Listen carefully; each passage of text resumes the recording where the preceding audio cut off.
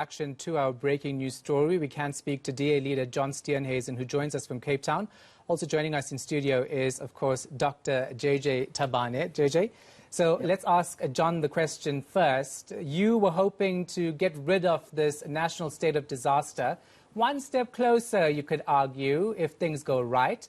We're going to adjust at level 1. What do you make of it? Yeah, I mean, it'd be great if we had just abandoned the whole thing right from the get-go. I think that it's quite hypocritical of the president this evening to call on people to abide by the regulations when he himself was partaking in an anti-manifesto launch this weekend, where every single one of the lockdown regulations were completely violated. Also, in the state of disaster, as we've seen from the Digital Vibes report, the SIU report that came out, removes a key element of oversight and allows a subterfuge where corruption, maladministration and misappropriation of funds is allowed. So I would have liked to have seen during this period a walking away from the state of disaster. We don't need government pushing people around from pillar to post anymore. We've got an excess supply of vaccines now. Every adult who wants a vaccine could have got one.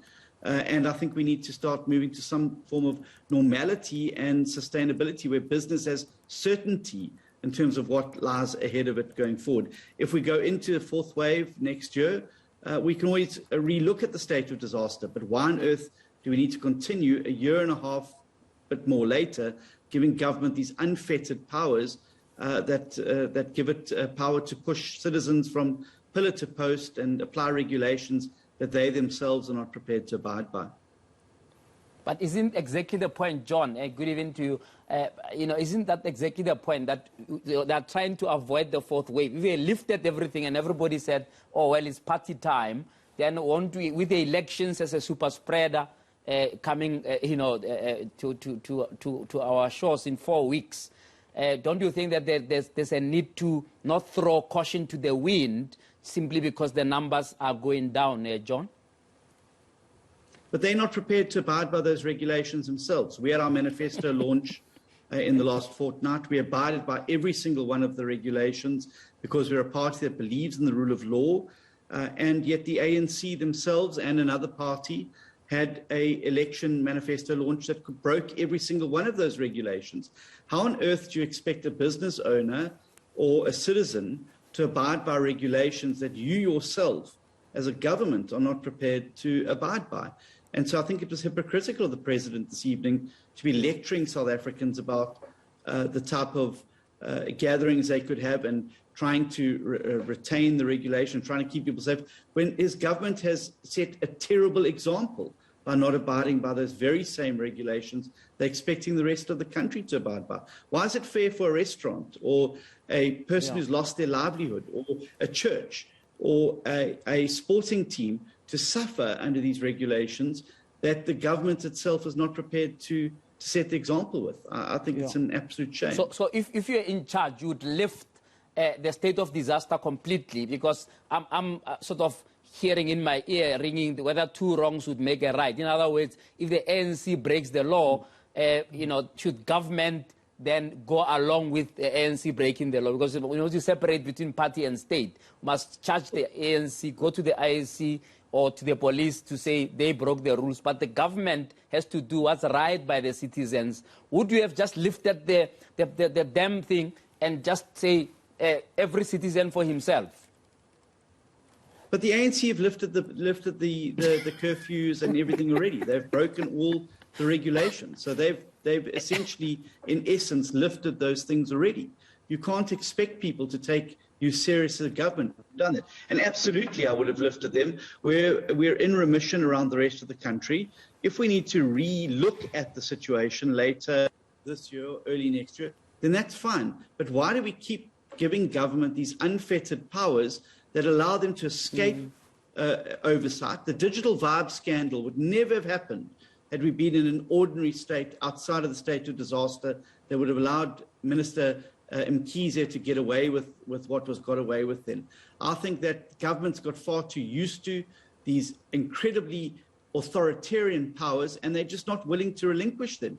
And I really worry that even when the numbers go back, we're still going to see every excuse in the book being pulled out as to why we should still be in a state of disaster and why the ANC government, who've completely mismanaged the pandemic, should have unfettered powers to determine when people should get up, when people should meet, what they should eat, what they should wear, and where they should gather and in what numbers they should gather, when they themselves don't abide by those very regulations. I think it's frankly unacceptable. And as citizens, we should be taking our power back from this government.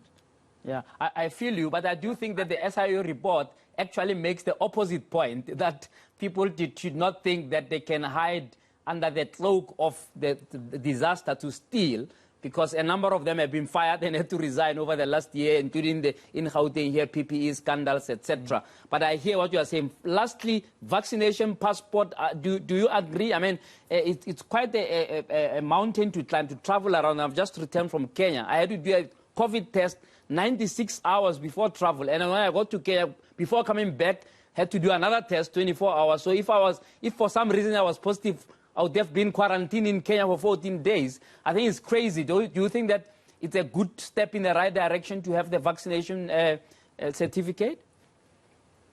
JJ, I would submit to you on the first point that had Parliament been sitting and proper committee meetings been taking place, that what happened under the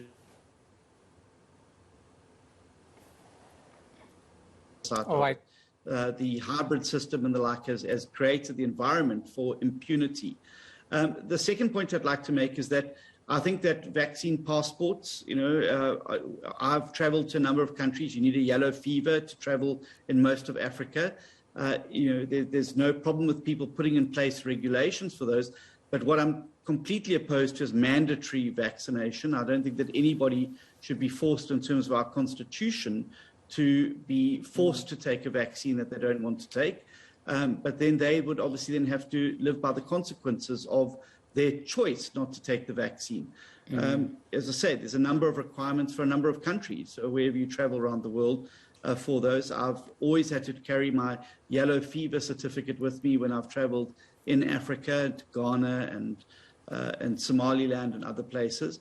That is a requirement. But I don't think that we should be taking away people's right to bodily integrity enshrined in the Constitution and forcing them to take a vaccine. If there are consequences for not taking the vaccine, that's fine. But I don't think that any government should or shall be able to force people to take things that they don't want to take. John, just a quick question, because Professor Musa Moshabela raised this as a concern regarding the Vuma campaign. Have opposition parties been asked to actually help out with this campaign to drive that message to get people to vaccinate or not? No, not at all. I've been encouraging people to vaccinate. I've been vaccinated. I've taken the vaccine. I've been encouraging people to do so, and I respect anybody's right not to do so if they don't want to, but I believe it is the right thing to do. Look, I mean, I think that governments missed a trick right from the beginning with this thing. I think they haven't adopted a whole-of-society approach. I think they've excluded the private sector far too much, and they've excluded other opposition parties far too much in terms of getting on board and encouraging people to do what we need to do to get out of this terrible Groundhog Day of lockdowns. But, I'm not focusing on the Vuma campaign. I'm focusing on the Puma campaign. And I'm going to be telling people for the next 5 weeks to get the ANC to Puma out of local government, because that's the way we're going to get change in South Africa. All right. Mr. Steenhuisen, naughty electioneering at the same time. Appreciate your time. Always a pleasure speaking to you.